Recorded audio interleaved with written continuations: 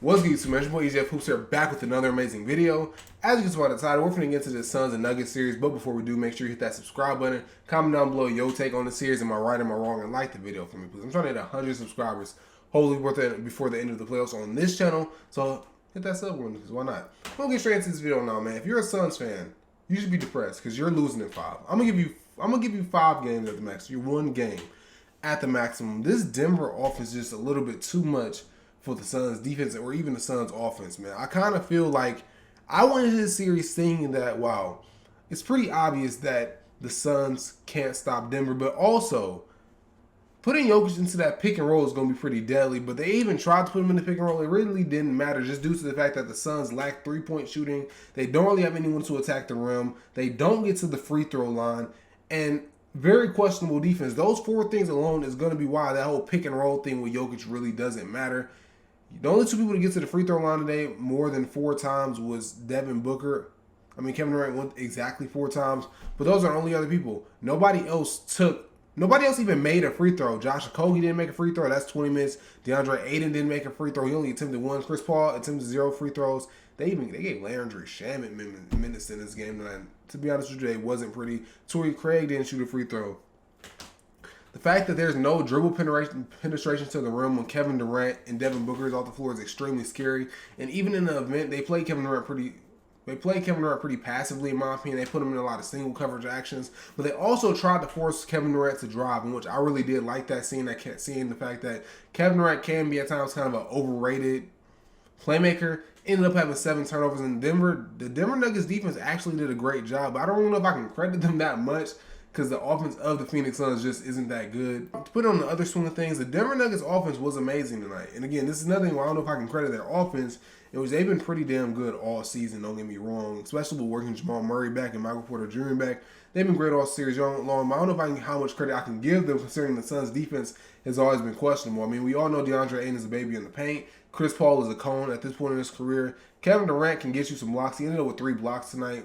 Some pretty decent rim protection at times, but that isn't what you're looking for him to do all the time on defense. And DeAndre Ayton is really a baby in the paint.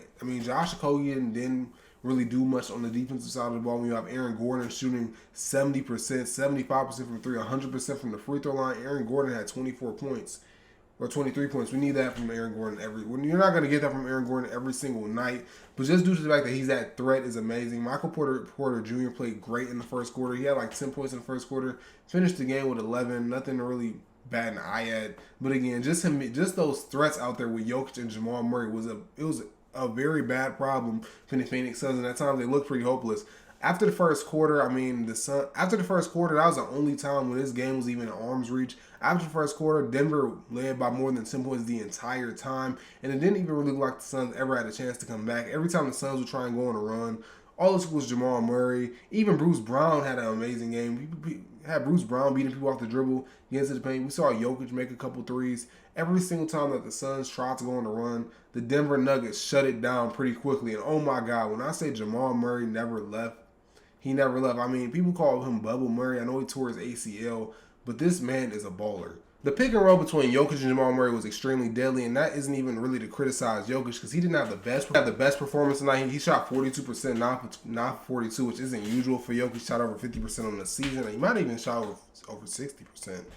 But he did have a great game. He had 8 offensive rebounds. That was more than the entire Phoenix Suns team. He had 19 rebounds as a whole. That's 3 times as much as DeAndre Ayton, who, as we saw in the Clippers series, is going to be an issue if he's going to play like this night in and night out. Even the minutes when Jokic wasn't on the court wasn't that bad, just due to the fact that Denver had a pretty sizable lead. When Jokic is on the court, they have the best net rating in the league. When Jokic is off the court, they end up having the worst, but it doesn't look like. But the minutes with Jokic off the floor wasn't that bad. He only played 32 minutes tonight, which is amazing. I think Mike Malone did a great coaching job today, leaving players like Aaron Gordon on the floor when he's going, leaving players like Michael Porter Jr. on the floor when Jokic was going, because it didn't really look like that the worst net rating in the league when Jokic was off the floor. I think, again, it's due to the fact that they had a pretty sizable lead, and just the fact that Phoenix can't guard anything. Just to be transparent with you, they kind of look like lost dogs out there, not knowing where to go, who they belong to, where they're supposed to be. They just did. And to be honest with you, if KCP made a lot more of his threes, this game probably would have been a more of a blowout than it actually was. Probably would have been over a lot sooner if KCP could just make his threes. I don't think I gave Jamal Murray enough love here, but the way he was just splitting defenders, the way he was getting to the rim, the way he was shooting threes, I think he made as many threes as the Phoenix Suns' entire team tonight, which is, again, another story in itself.